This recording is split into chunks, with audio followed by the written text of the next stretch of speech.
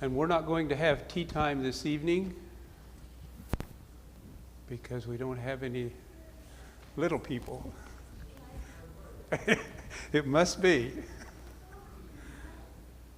So we're just going to go ahead with our classes.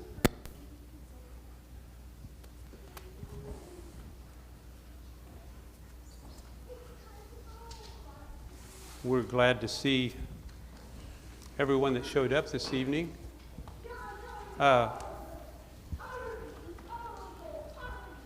Before. Thank you.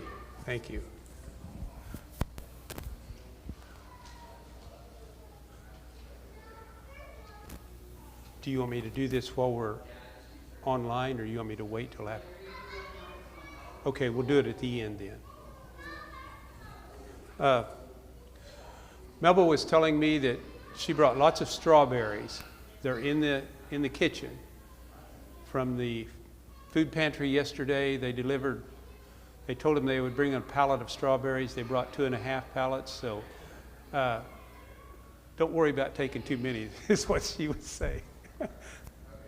But yeah, so I wanted to say that now. I'll try and remember and remind you again. But she has strawberries, and she has a special kind of lettuce. I don't know what that means, but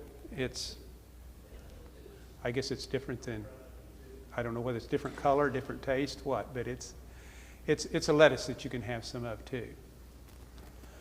So remember to go by there after class, please.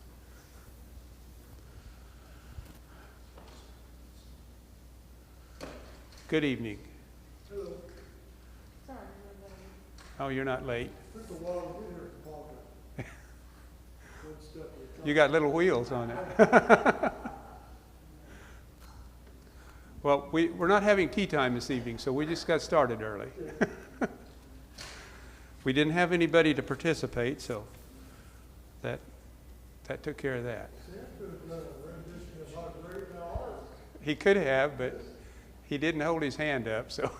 I'm sorry.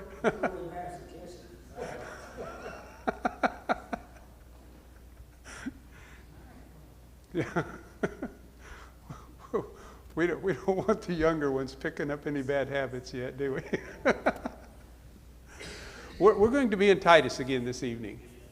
That's where we were 2 weeks ago, and last week we had the people from Northern here, and I was really glad to see them, glad to have them. We hear about what they're doing, but to have them come and to show us what they're doing, I thought was really great.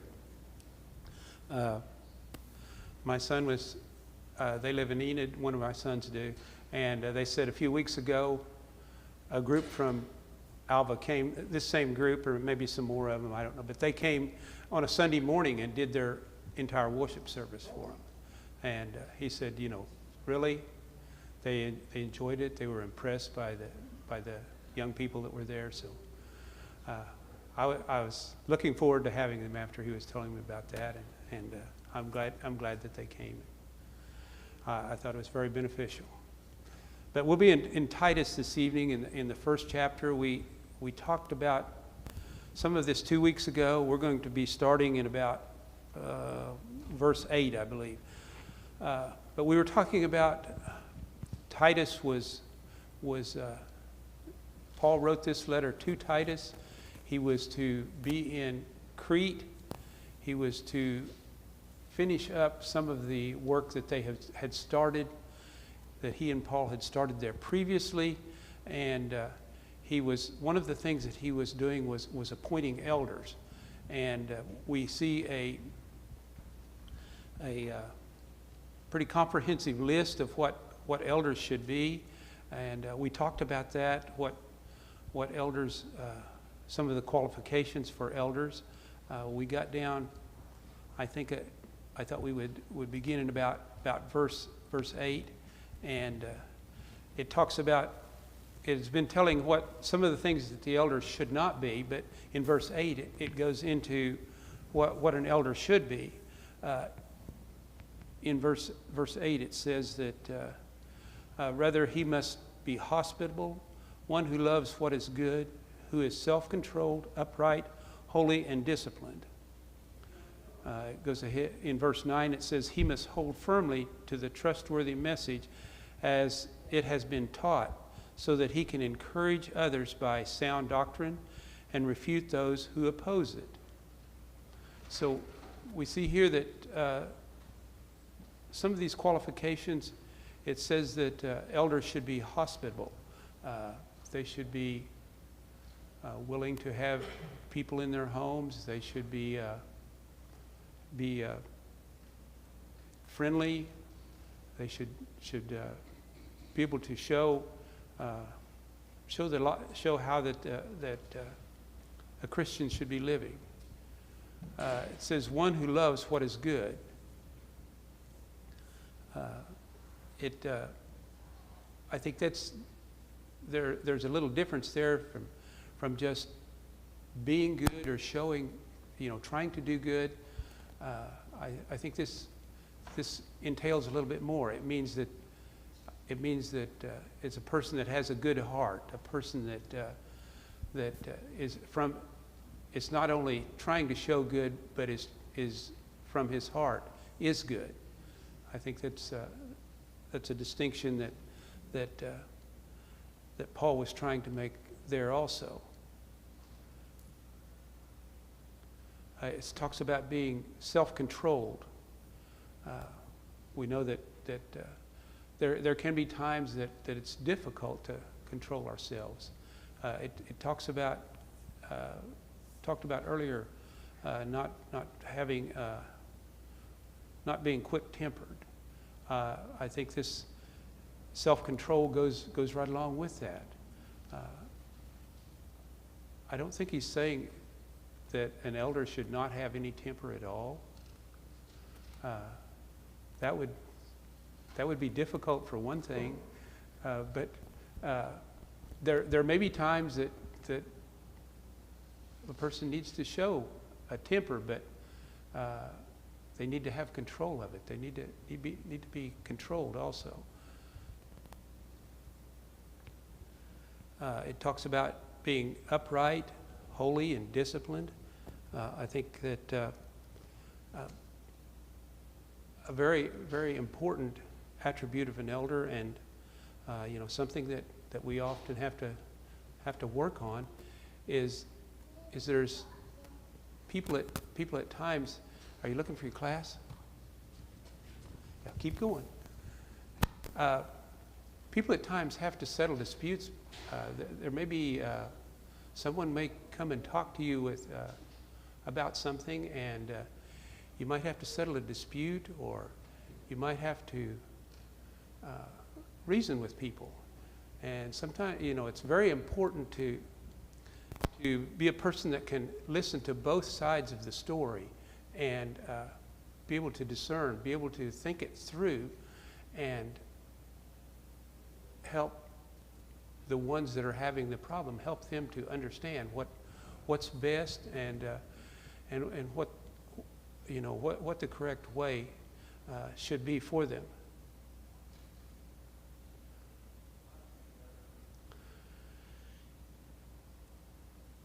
In verse 9, he says that an elder should be one that holds firmly to the trustworthy message as it has been taught, so that he can encourage others by sound doctrine.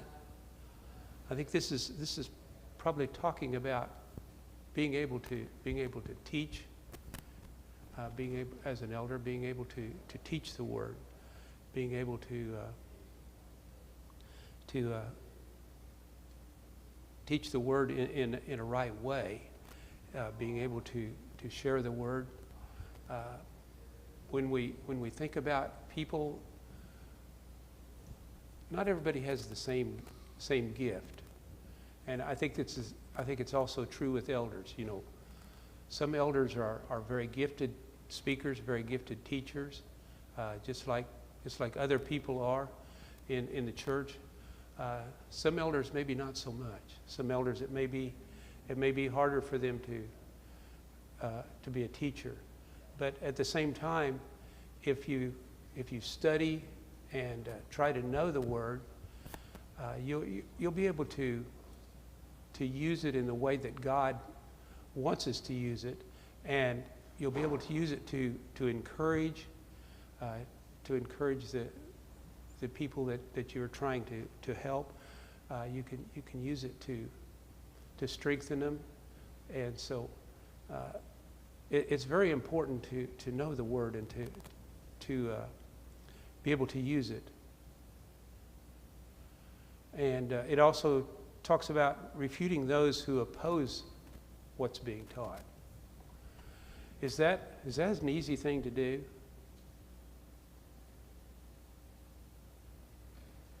To correct people, maybe to discipline people, is. I'm not real comfortable with this. It would really have to be something where it was needed for me to get involved like that.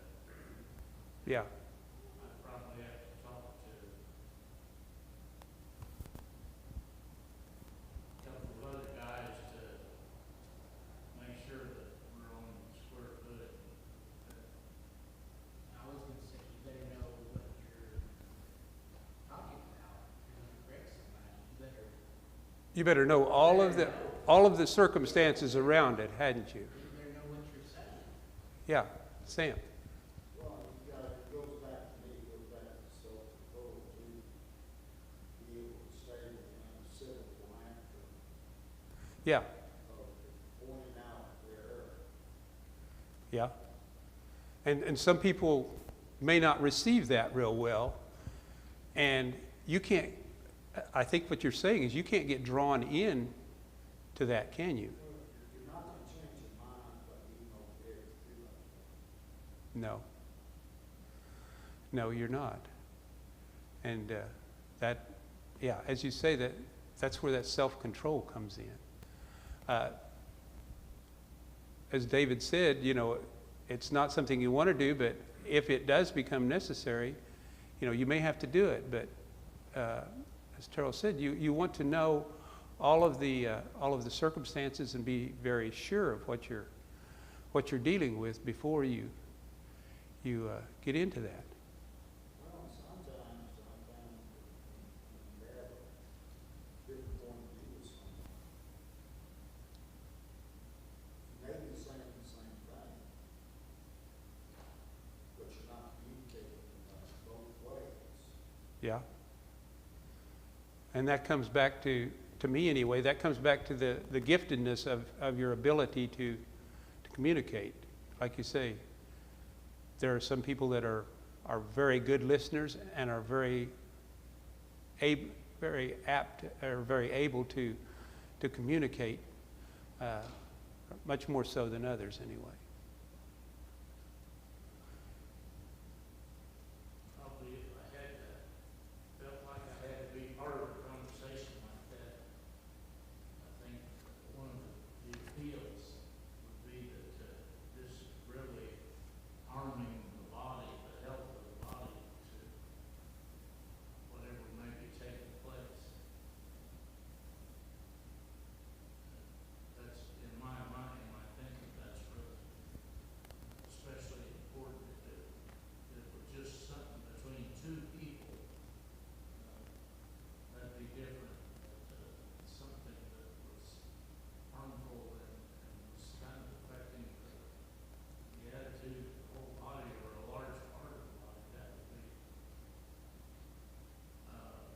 would motivate me more to have the talk, whatever, Yeah. realizing I'm not perfect either. Yeah, I think that's a good point. We have to really try to understand how this is affecting, maybe how it's affecting the people that come to you with it, but how it's affecting the whole group too. Yeah, that's a very good point. John? Are they defining the sound doctrine as stuff that is salvation issues? I would think that would, yes. That would kind of narrow things down a little bit. Yeah, I would not think I would not think sound doctrine would be, well, what you think about the color of the carpet, or Well, I'd like to have a piano while I'm being baptized. yeah, That would be that wrong. yes, yeah. I think sound doctrine would be what is found in the Word and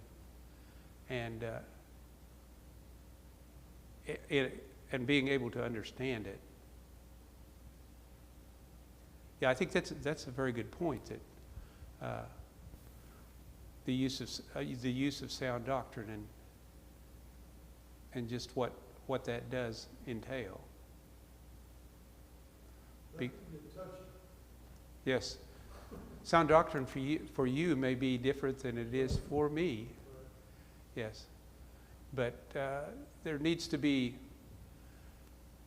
a desire to talk it through, I think, between people, in order to understand what sound doctrine is. Yes, Denny? Second chapter of Philippians can resolve a lot of that.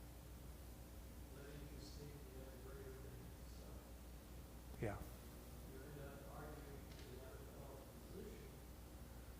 You resolve your difference. Yeah, that's good. Yes. And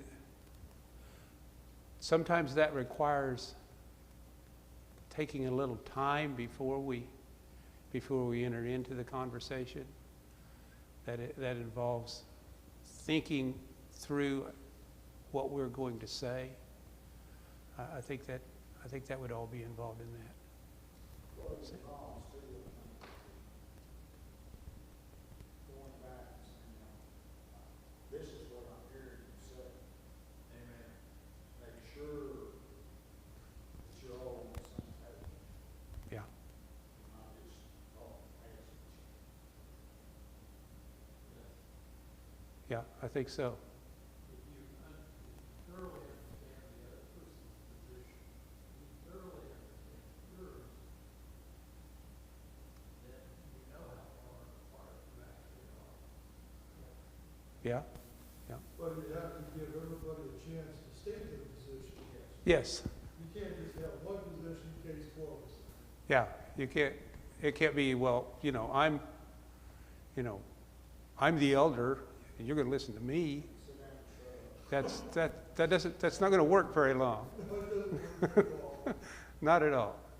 That's That doesn't even work coaching basketball. And you tell them, sit down, can't you? Yeah, you gotta sit down. yeah. Before you know it, you're gonna have a team. Yep, that's right. I wanted to bring something up on verse 8. Okay. Go ahead. What? Is this, to me, it always has to me for a long time, the being hospitable, a lover of good, self-control, upright, holy, and discipline, almost brings in the elder's wife. Because you can't just be hospitable by yourself. No, that's true. I mean, I think I'm gonna have so-and-so over for dinner tonight. They like to eat liver and onions. And she's going, what? Oh, well, she's going, well, good luck with that, huh? Somebody call the other But she's gotta be open almost as much as you have to be open to be, hospitable Yeah. to people. Very much so. That's not just here, you may, I don't know if I'm going overboard with it, but if you go out to dinner and you come people at your house, or they have you at your house, or whatever it is, you need to be cordial. I mean, everybody does. Yes. And sometimes I can be the idea person, but it's a whole lot more than just having an idea. It's, as you say, you've got, your wife may have to carry through, or maybe do a lot more than what you did just inviting everybody over. Yeah. That's good. It does it involves more than just the elder himself, doesn't it? Any other thoughts before we go on?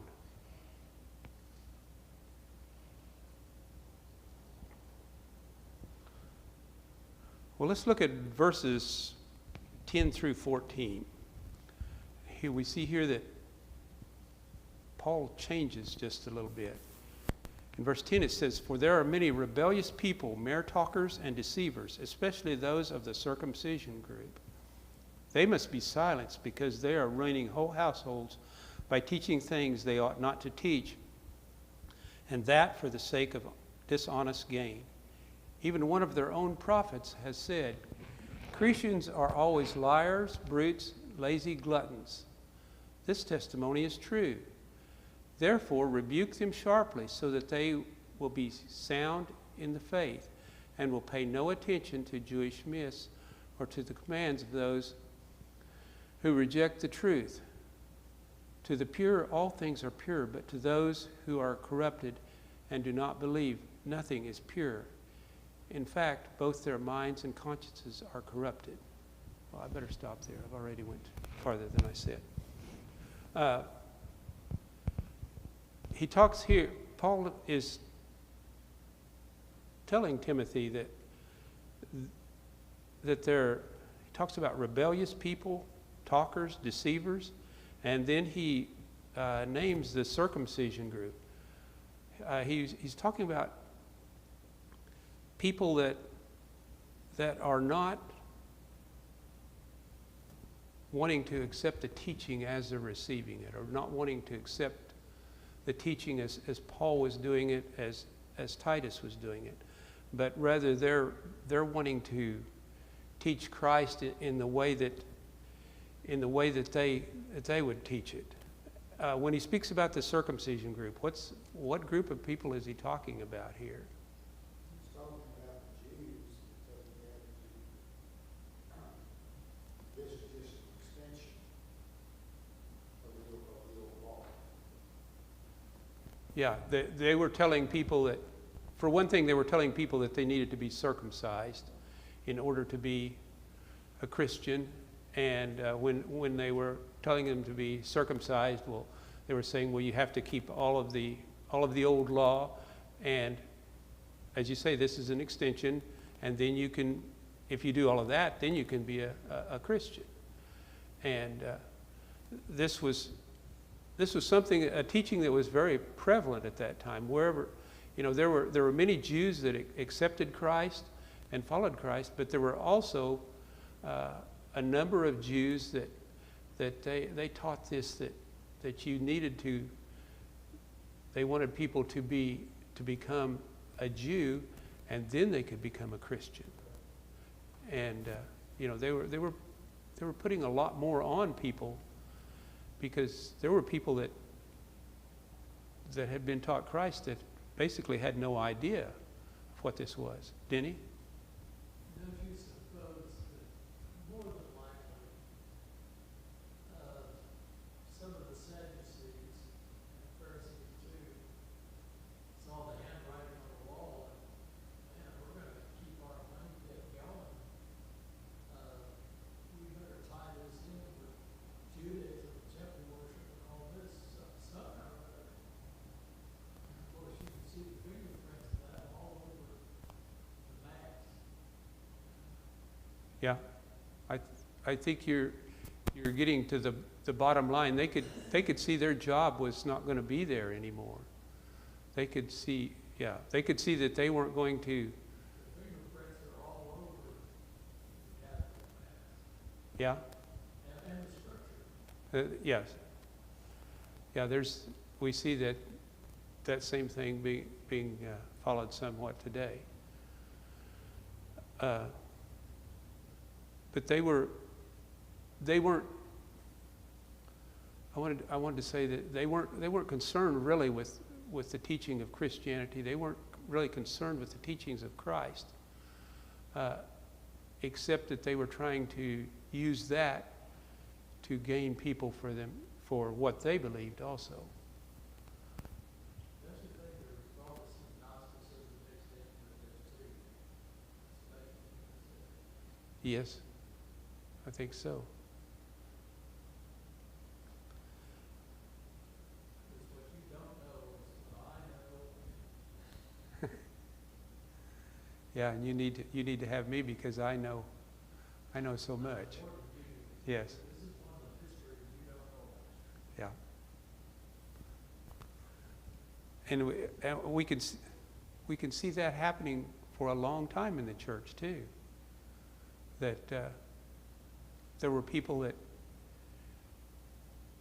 there were people they didn't know how to read, so I have to read the Bible to you, and you don't need it because you probably wouldn't understand it anyway. So you let me read it to you and tell you what it means, and we'll all be good.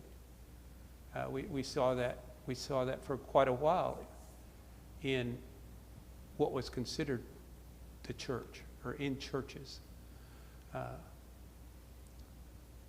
That was just another thing that people practiced. But he said that these people had to be silenced. Why did he say they needed to be silenced? What was his?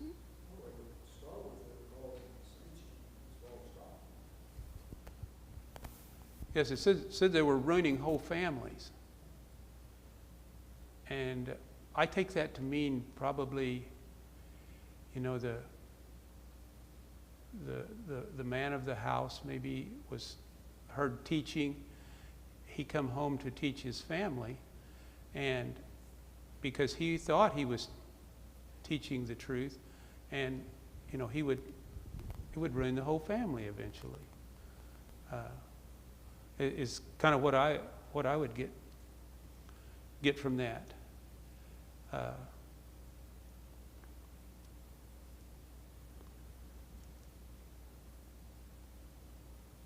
It talks also about people teaching for dishonest gain.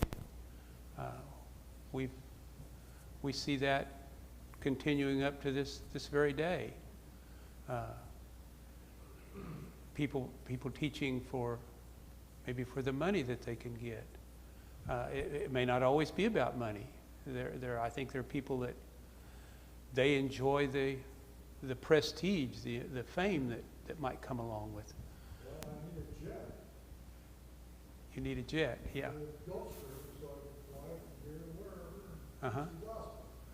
Yeah, you bring that up, but when I was studying some of this and I was reading somewhere, it was talking about a man in somewhere in Africa, and said he had got to be so prominent, and people were sending him so much money that he got a jet, so he could fly around and teach. Well, that wasn't good enough, so he got a second jet. He needed a backup. Well, then after a while, he had enough he could buy a third jet. And so this preacher had 3 jets so he could get around and teach.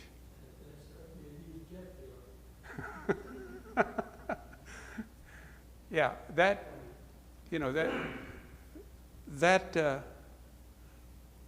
is gaining tremendously from his teaching, from his preaching. That is, it talks about the teachers being paid, but I think that's just overdoing it quite a bit whenever they go to that point.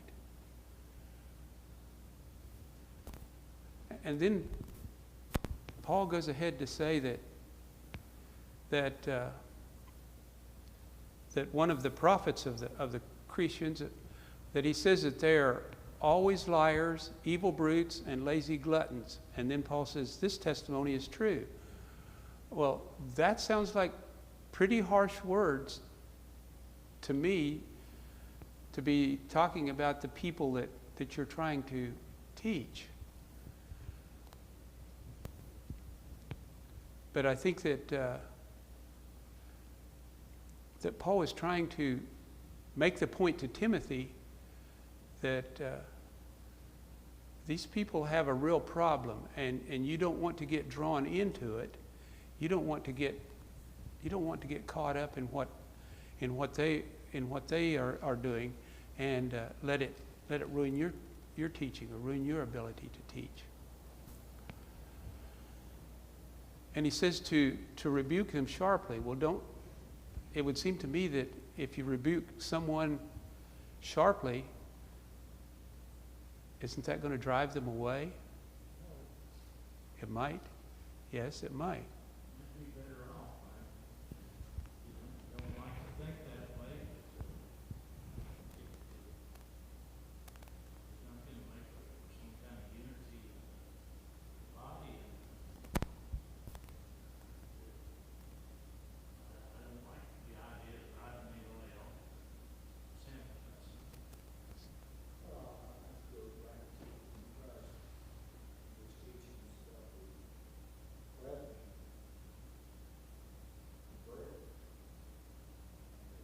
a little bit, but our Lord, Yeah.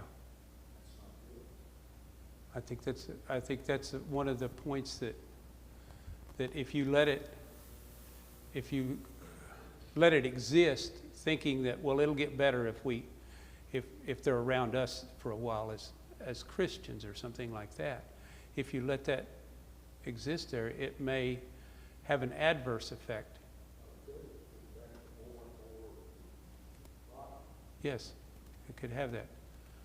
But here Paul says that rebuking them sharply is to restore them to sound faith. Maybe it's the shock of it, but whatever, that it very possibly will restore them to the faith that they need to have. Well, it's kind of what he did in Corinth, when he told the church, he said, your brother got this guy committing adultery with his stepmother, or whatever she was. And he said, you shouldn't be doing this. You put him out. Yeah. You give him over to the devil so that he can be saved.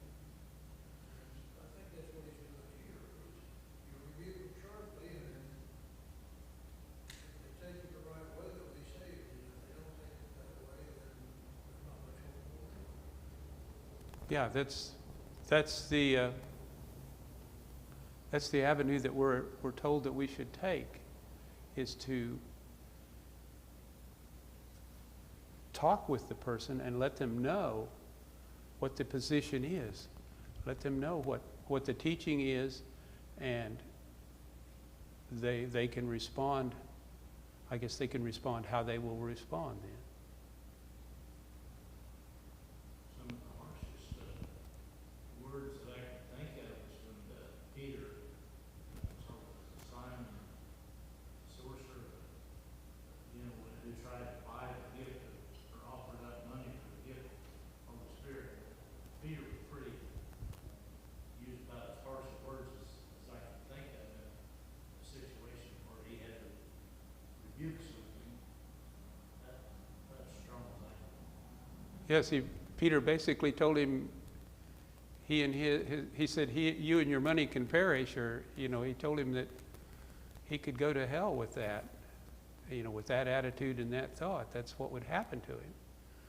And yes, in that instance, it had an effect on him that he wanted prayers that this would not happen to him. So yes, that's a good thought with that. He talks also about Jewish myths. What do you think of whenever you think of Jewish myths? To me, I think of the rest of the law that was created by the priests, scribes, and Pharisees. Things that had traditions, wasn't it? Yeah, it was things that they had done, and over time, That over time they evolved into practices that had nothing to do with the Ten Commandments. yes, What do we call it? Not learning Talmud. that would, The ocean of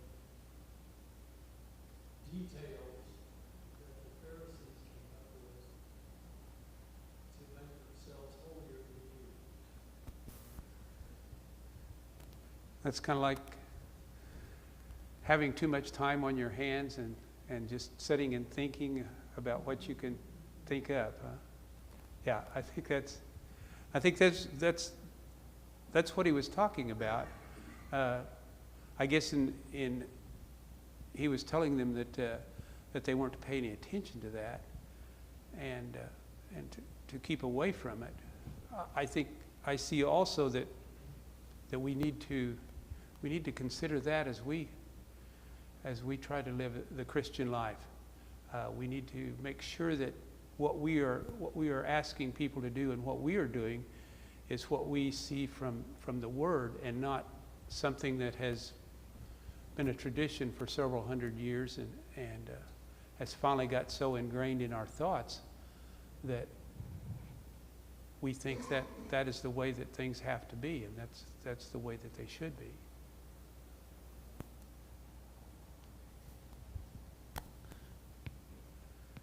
And then it goes on in verses 15 and 16. It says, "To the pure all things are pure, but to those who are corrupted and do not believe, nothing is pure. In fact, both their minds and consciences are corrupted. They claim to know God, but by their actions they deny him. They are detestable, disobedient, and unfit for doing anything good."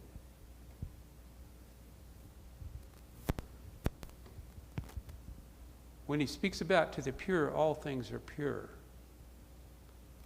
what thought does that give you?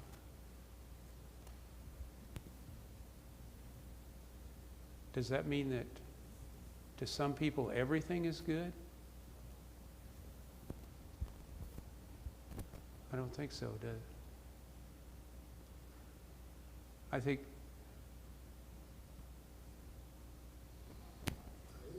It's like, if you're unable to make the distinction between what's right and what's wrong.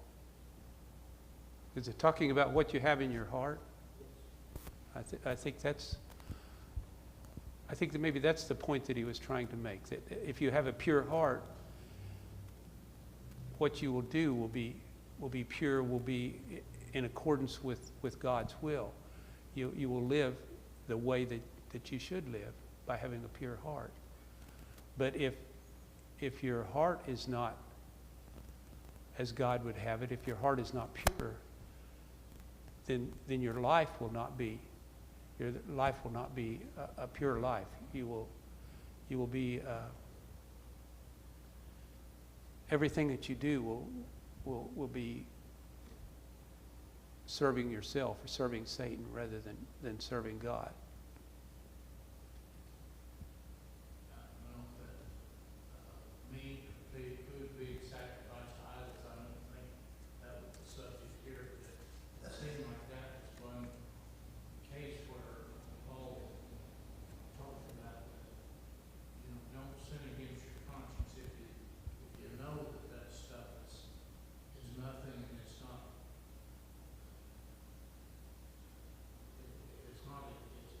something that is harming your conscience. That just seemed to be another test that you apply to things. And if it's not, even if it's not sinning against my conscience, but if I know that it's bothering someone else, then abstaining is okay. Certainly okay, but to not offend someone who's having trouble with it. I don't know if that reasoning applies here, but that's just something I thought of. That would, to me, that would be a instance where your heart is guiding you, and if you have a good heart, you would, as you say, you wouldn't be offended by it, but at the same time, you would not to want to offend someone else by what you were doing either. And that comes from having a pure heart, I think.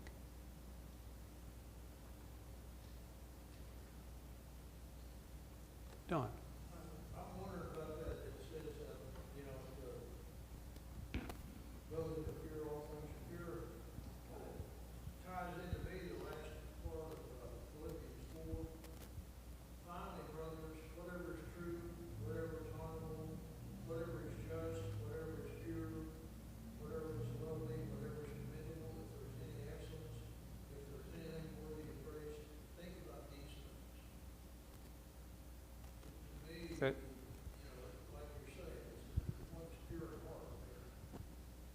that seems to describe being pure in heart too. Yeah. Jesus said, blessed are those who are pure in heart.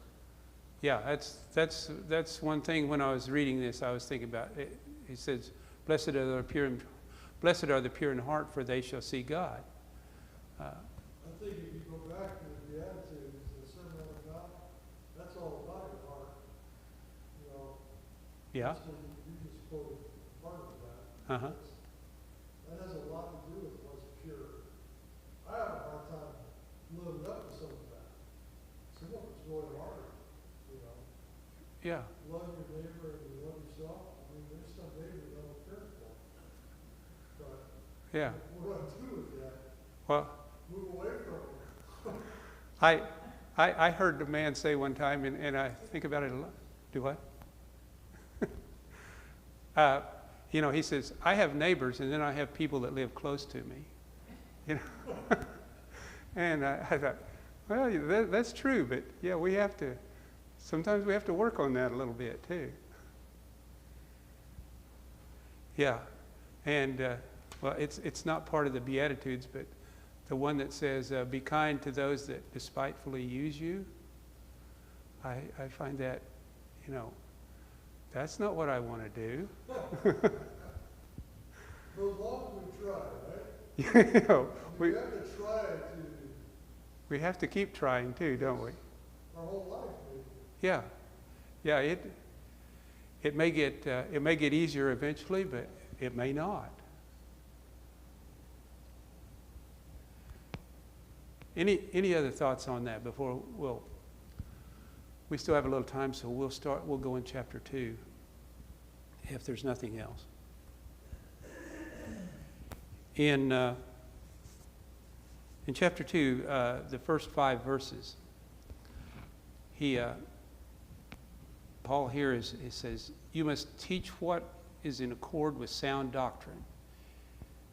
Teach the older men to be temperate, worthy of respect, self-controlled, and sound in faith, in love and endurance.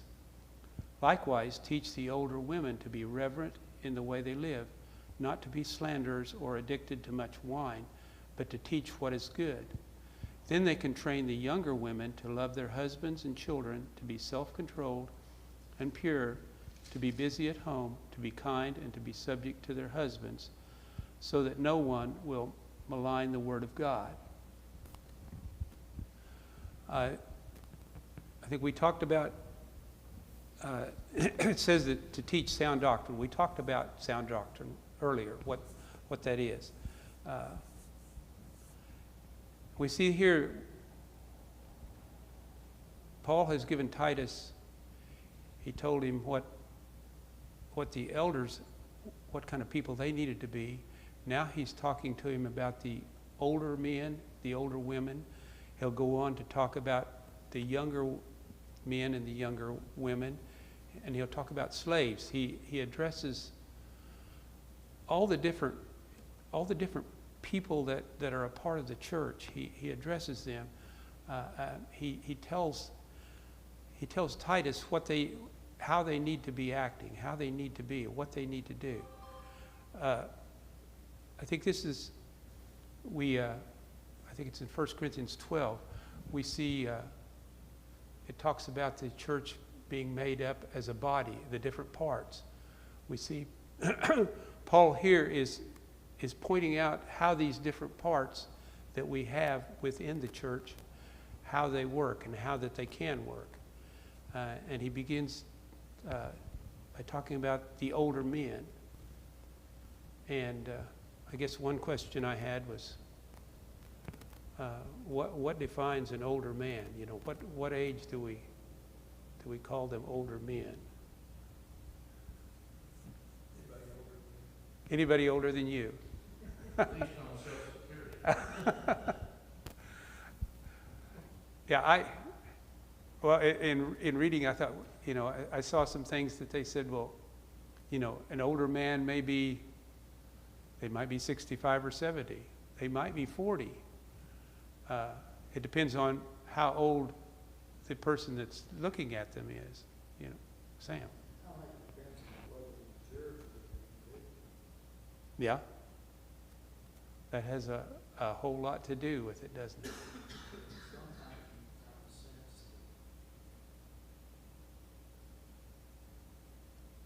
that they've been around long enough to understand.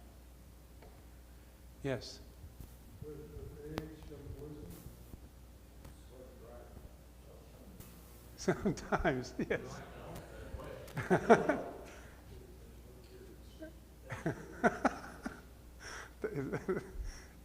Yeah. It is possible that an older man can be wrong too. Yeah. I'm just reflecting of some of my thinking and stuff. Here, the first thought that pops in my head is not always exactly right. And that's why Years there's things. doesn't mean that you're mature. Does not necessarily mean wisdom, does it? That's right. I thought maybe that older man, you could say experience. I think experience is a lot. And thinking of, maybe not a specific age, but, if a 5-year-old might think someone that is 40, they're really old. And, and a 5-year-old can gain a lot from having someone that's 35, 40 years old as their mentor. I think that's a lot of what he's talking about here, is the fact that there are people that have the experience, people that have the knowledge through their studies. They can help the ones that may need it. The fact that they have experienced not only the good things in life, but some of the bad things in life. They have been able to get through that. They have been able to grow as a person, going through those experiences, and they can help other people. I guess I was told a long time ago, you don't have enough time to make all the mistakes in the world. So look at what some people have done and try to avoid that. And I guess now I think, that's right.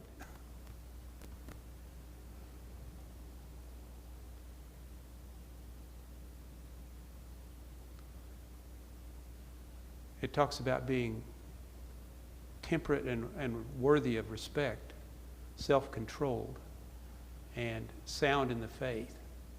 I think that's we can know a lot of, or we can know people that live a good life, that have control over what they say and what they do. They can be a good example, but we want to make sure that they're sound in the faith too. I know people, and I'm sure you do too, that are very good people, but maybe their faith is not something that they have put a lot of time in on, and we want to make sure that we look up to people that have grown in faith, and that's a part of their life and experience also.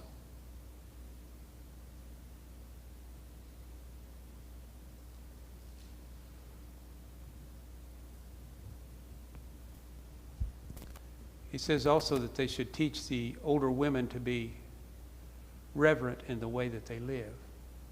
How would you describe being reverent in the way that they live, or in the way that you would live?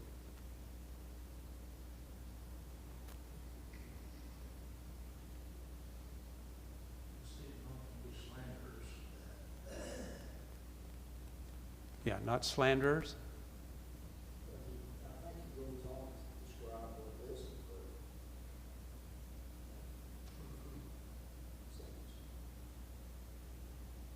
Not to be slanderers, or not to be addicted to much wine. respectful, and respectful. respect. He goes about doing good. Yeah, that's, yeah. It makes you think of that, doesn't it? 1 Timothy 2:9 says, likewise also the women should adorn themselves in respectful apparel, with modesty and self-control, not with braided hair and gold or pearls or costly attire. That's what the verse, the older women likewise are to be reverent and behavior. I've got kind of a reference in that verse, and that's what It takes you back to that. Yeah. Okay. It's kind of defines that. Yeah, and that's a good way to define it. They're a person that shows God through their lives, through the way that they live, the way that they act. That it's not so much about how I look, but it's more about how I am, how I look from the inside. About older women, and I don't see a lot of older women that are, not dressed modestly like that. But I have some many young women that you wonder, did their mother look at them when they left the house? I mean, some of it's pretty bad. Yeah. It's Yeah. not church attire. Did they look at themselves before they left? Maybe that's what they're used to. Yeah, unfortunately, yes.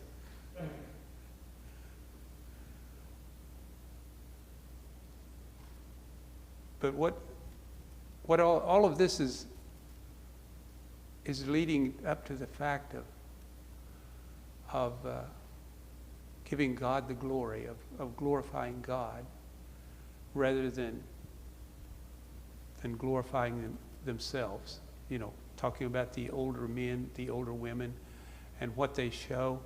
This is all trying to help to bring glory to God, rather than glorify ourselves. Or Less of me and more of them. yes, I think that's the bottom line, and I think Paul was trying to help these people here in Crete to see that they needed to grow in that, and they needed to look to find the example of how they should be. He was encouraging people to be the example, but he was also encouraging people to look at the example too. Sam. Well, to me, the message here is basically, you need to live a life, live your life the way that will give a positive image of you as a Christian, Yes. what Christianity is. And it's not just Sunday morning at 11 o'clock or whatever. Taking it back there. Yes, it's doing it day in and day out, isn't it? It's difficult to say like easy. Yeah. Well, and I guess I got to say something else that I've heard too. A guy told me once, and this had nothing to do with church, but it was with raising cattle. And, I was talking about how I'd had several sick cattle, and it was really a problem. And he says, you know what? If it was easy, everybody would be doing it. And I could take it for that, but I think it's the same thing applies here. If it was easy, everybody would be doing it. But that doesn't mean just because it's not easy, we don't try to do it. We try to do the best that we can with it.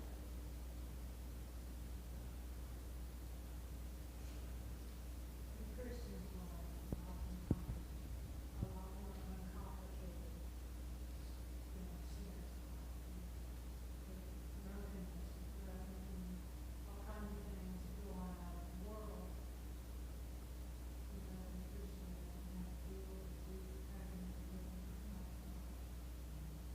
That's true. That's very, that's,